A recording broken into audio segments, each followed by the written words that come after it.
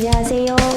법무법인 주원 코너 속의 코너 법 내려온다 기여분 변호사 최서영입니다. 오늘 제가 하는 주제가 기여분이라서 기여분 변호사입니다. 물론 법률 이야기는 2부에 하겠습니다. 1부는 당연히 제 개인 토크고요. 오늘 1부 토크는 또 나름 법률적으로 도움이 되는 내용을 들고 왔는데요. 변호사가 직접 체험한 층간소음 대처법 알려드리겠습니다.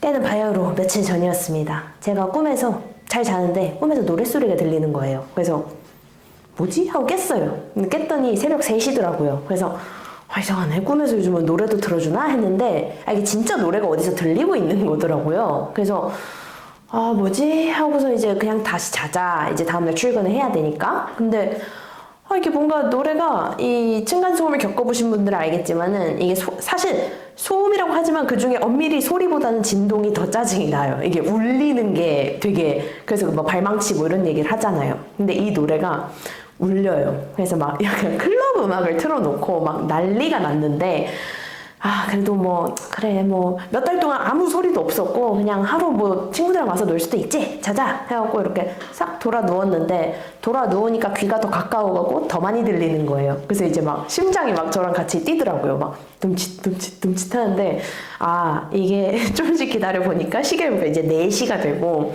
얘네가 이제 잘 들어보니까 목소리가 너무 기운이 좋아요. 그래서 안 잘 것 같은 거예요. 오늘 밤을 새겠다. 그럼 나도 같이 지금 샌다. 그럼 니들은 재밌게 놀기라도 하지 나는 잠도 못 자고 그냥 혼자서 여기서 불불 떨면서 둠칫둠칫 듣고 있는 게 너무 짜증이 나갖고 4시쯤에 제가 나갔어요, 집을. 그래서 어느 집인지 내가 색출을 해서 어떻게 해결을 한다 해갖고 나갔습니다. 그래서 이제 정확히 이제 용의자를 특정을 해야 제가 딱 할 수 있잖아요. 그래서 왠지 아랫집 같아갖고 내려가갖고 이렇게 들어봤어요. 그래서 이제 엄청 시끄럽게 노니까 그 앞에서 딱 들리더라고요. 그래서 얘다 해갖고 쾅쾅쾅 두드렸어요. 그래서 했더니 싹 조용해지면서 갑자기 아무 소리가 안 들리는 거예요. 그래서 너 있는 거 다 알아 해서 쾅쾅쾅 또 했어요. 그랬더니 야 나가봐 하면서 누가 뭔가 나오는 소리가 들리더라고요. 그래서 딱 열었는데 또 남자가 이제 있더라고요. 그래서 이제 딱 목소리 깔고 지금보다 한 2단계 더 낮게 그래서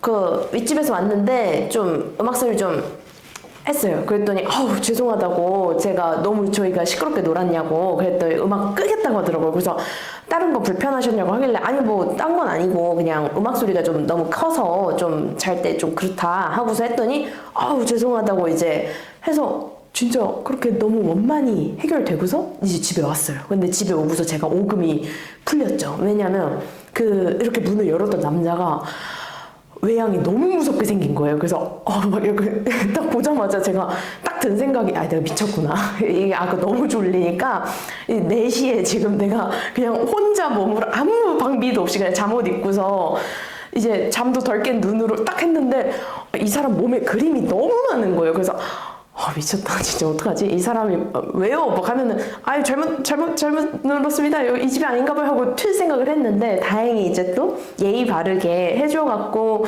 그렇게 한 거였지 내가 진짜 그때 정신이 나갔었구나 그 생각이 들더라고요. 그래서 여러분 층간소음이 있으면 일단 귀마개를 끼고 아니면은 쪽지를 붙여요. 이게 서로 만나지 말고 그리고 안 되면 저기 아파트 사시는 분들은 관리사무소에 얘기를 하시고 아파트 아니신 분들은 그냥 경찰 신고하세요.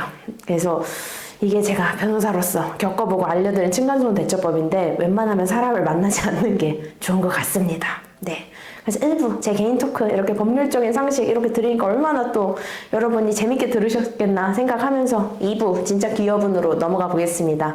기여분이란 게 이제 들어보신 분들도 있을 것 같아요. 상속에서 나름 또 그것도 스테디셀러 중 하나죠. 그래서 기여분이 뭐냐면 이게 누가 돌아가셨을 때 상속자들이 여럿이 있으면 아버지가 돌아가셨고 이제 자식들이 여러 명이면은 그 중에 특별히 더 기여를 한 사람한테 상속 지분을 법적으로 더 인정을 해주는 제도입니다.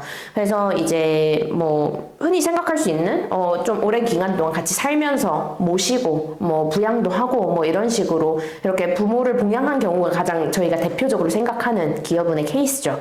근데 이게 또 이 특별한 기여라는 게 참 법에다가 특별한 기여란 무엇을 말한다 이렇게 써놓은 것도 아니고 좀 애매하잖아요. 그런 말 자체가. 그래서 예전에는 굉장히 그걸 엄격하게 봐서 정말 아주 부모님을 완전 풀로 봉양한 경우 아니면 잘 인정을 안 하는 추세였는데 요즘은 아무래도 좀 가족에 대한 관념도 조금 변하고 하면서 기여분을 좀 예전보다는 너그럽게 인정을 한다고 합니다. 그래서 아주 부모님과 같이 살질 않아도 주말이랑 휴일마다 꼬박꼬박 이제 부모님 댁 찾아가서 뭐 챙겨드리고 밥도 사드리고 이렇게 모시고 했으면은 그 정도면 기여부 인정할 수 있다. 이런 사례도 있고, 또 아니면은 경제적으로 부모님이 굉장히 여유로우셔서 자식들이 뭐 그렇게 경제적으로 부모님께 기여를 한 건 없어도, 그래도, 뭔가 꼬박꼬박 찾아와서 또 같이 챙겨드렸다. 이런 경우도 기여부는 인정을 하고, 또 만약에 이제 돌아가실 때까지 그냥 같이 살았다. 이런 걸로도 인정이 되는 경우가 있고, 뭐 형제 자매가 여러 명인데 부모님이 이제 생활비랑 이제 병원 다니시는 병원비 같은 걸 한 명이 전적으로 부담을 했다. 이런 경우는 이제 기여분이 아무래도 더 많이 인정이 되겠죠. 그래서 이런 식으로 기여분이 예전보다는 좀 더 폭넓게 인정이 되는 추세라고 합니다. 그리고 이제 부부의 경우에도 당연히 기여분이 인정될 수 있는 여지가 있는데요. 예전에는 아무래도 이제 부부간에 이런 부양을 했던 거는 좀 기여분으로 잘 인정을 안 해서 좀 그것도 사실 말이 많았던 이슈였어요. 왜냐면 그게 뭐 자식이라고 그리고 부인이라고 이렇게 봉양하고 부양하는 게 사실 쉬운 일이 아니잖아요. 그래서 요즘은 사실 뭐 사실혼 배우자가 아닌 이상 배우자가 어느 정도 일정 정도의 기여를 했다면 돌아가신 분의 그런 부양이나 봉양에 대해서 그러면은 좀 기여분에 대해서도 배우자의 기여분에 대해서도 넉넉히 인정을 해주는 추세라고 합니다. 그리고 좀 법적인 이슈로는 저희가 몇 달 전에 유류분이란 걸 봤었잖아요. 그래서 이제 최소한 가져갈 수 있는 몫을 유류분이라고 했는데 이 기여분은 사실 유류분이랑은 좀 상관이 없는 그 선후가 좀 저희가 생각하는 거랑 다른 문제라고 보시면 돼요. 왜냐면은 기여분은 일단 먼저 이분의 재산 이만큼 있으면은 기여분을 먼저 띄고서 나머지를 나누는 거거든요. 그런 거다 보니까 기여분을 먼저 공제를 하고서 그 다음에 유류분을 계산하는 거기 때문에 사실 유류분이 이만큼 있다고 해서 제가 기여분을 가져가서 내 걸 침해했습니다. 이렇게 말할 수는 없는 문제죠. 왜냐면은 유류분은 이미 기여분을 까고서 얘기를 한 거니까. 그래서 이제 또 기여분에 대해서는 또 돌아가신 분이 생전에 네가 많이 기여를 했으니 너는 기여분 얼마를 가져가라 이렇게 유언을 해서 되는 문제는 아니에요. 왜냐면 기여분은 이제 어떤 분이 돌아가시고 이제 상속하는 문제가 발생을 했을 때 뭐 제일 좋은 거는 상속자들끼리 협의를 해서 누가 기여를 많이 했으니까 이쪽은 좀 띄고서 계산을 하자 이런 식으로 협의하는 경우가 있고, 두 번째 뭐 안 되면 법원 가서 이제 심판 청구를 해야죠. 그래서 기여분은 그렇게 좀 나중에 절차에 대해서 인정이 되는 거지 뭐 유언으로 할 수 있는 건 아니라고 합니다.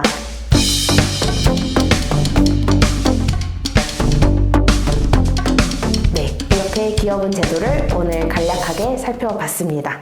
그럼 이만 기여분 최서영 변호사는 가보겠습니다. 안녕히 계세요. Step 3, think real hard about what you wanna be. Step 4, everybody just do your thing. Wake up, today's gonna be a good day. Wake up, today's gonna be a